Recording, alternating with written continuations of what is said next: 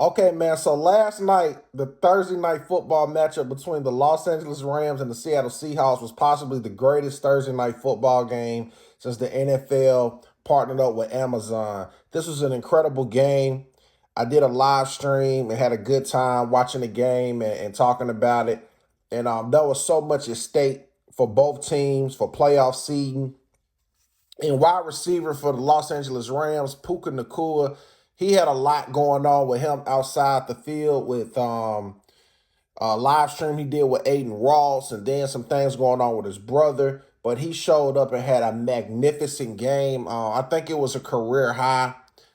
He ended this game with 12 receptions, 225 yards for two touchdowns on 16 targets. The greatest part about this game was that you would think, oh, he was doing this like, every quarter, like dominating. But like the first quarter, he was decent. Second quarter, he didn't get no targets. And then in the second half, he just like went crazy. You hate for performances like this to end with him not having the victory because you would think, you put up them kind of stats, you gonna win. But like in all things in life, everything comes down to momentum. It don't matter how well things could be going, man. Like with winning in life, that's why they say it's a marathon. The Seattle Seahawks maintain composure, and all the blows they could have took in this game, they stayed at it, and they got some big momentum swings, and they were, excuse me, they were able to, make big plays when it counted. And I think one of the biggest plays, excuse me, one of the biggest plays in this game came down to Rashid Shaheed with a punt return touchdown. That really shifted the entire momentum of this game. I think that was the play that pretty much got them the victory, because ever since then, like the Seattle Seahawks was, were back in the swing of things. They came back from 16 and got it to overtime and won on a 2-point conversion. And you could just tell from the tone of the game, Sean McVay knew he needed to be very aggressive and he needed to win. And he was going for it on fourth downs. He was 2 or 3 on fourth downs. And they were also in this game just trying their best to knock them out because these division games and these, rivalry type teams, anything can happen. It's like a college atmosphere. And I know Sean McVay, he was very, disappointed after the game due to the loss because they was right there. And overall, man, the Rams dominate. I mean, I mean, a way you could say they really kind of dominated. They killed time of possession, 40 minutes to 26.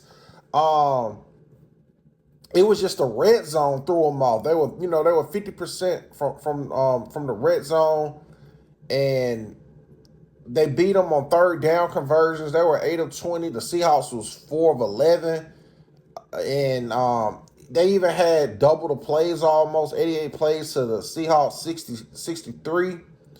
It was just the momentum, man. And I don't even think the Rams had any turnovers. Matthew Stafford, he definitely clinched MVP of this season. 29 of 49, 457 yards, 3 touchdowns, and that was without Devontae Adams. What I think the Rams kind of messed up at in this game is that they started having too many 3-and-outs, and they kept giving the Seahawks more opportunities. And you know how they go. The defense was probably getting a little, winded. Kept having to go back out there. They couldn't. They weren't able to maintain drives, and that's what helped the Seahawks as well.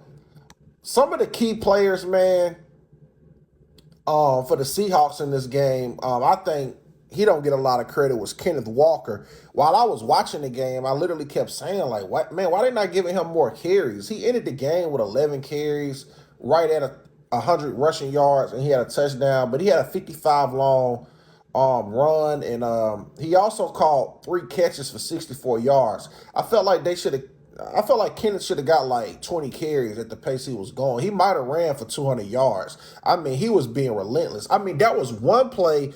It was like 3rd and 16 or some shit like that. it was a crazy like third down, and they ran the ball, and Kenneth Walker got the first down, and the crowd was booing. Like the Seahawks fans was booing, and instead they started cheering once they realized he got like the first down. Uh, Also, you got to give credit to JSN, rookie receiver, man. 13 targets. He brought in 8 catches for 96 yards and a touchdown. He started heating up a lot in the second half as well. It was kind of quiet for him. A.J. Barner caught a crazy touchdown pass from Sam Donald. I really enjoyed watching AJ Barner, man. I think he's gonna be like their primary tight end moving forward. He's having a solid season. Cooper Kupp. I let this out early when I was talking about storylines in this game. You got to know, man, that's his former team.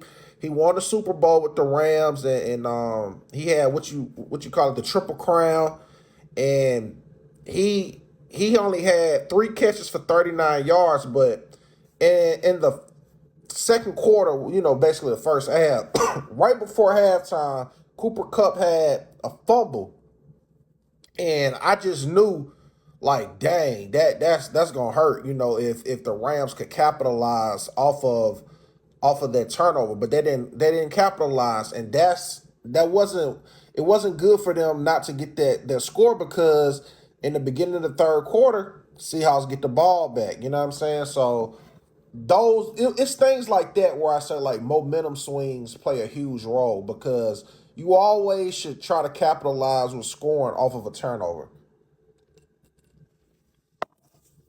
Sam Donald, he was 22 of 34 for 270 yards passing, 2 touchdowns, 2 interceptions. He was sacked 4 times, but he got the monkey off his back with finally, like, capitalizing on a clutch drive with, in overtime.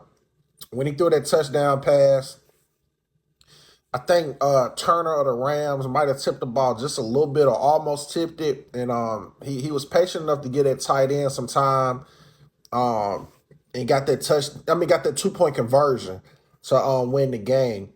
But Sam still showed, like, it's some scary times, when like he can get in his head, and I was saying that during the live stream. Like, I know he threw an interception in the red zone, and I was just like, see there, man.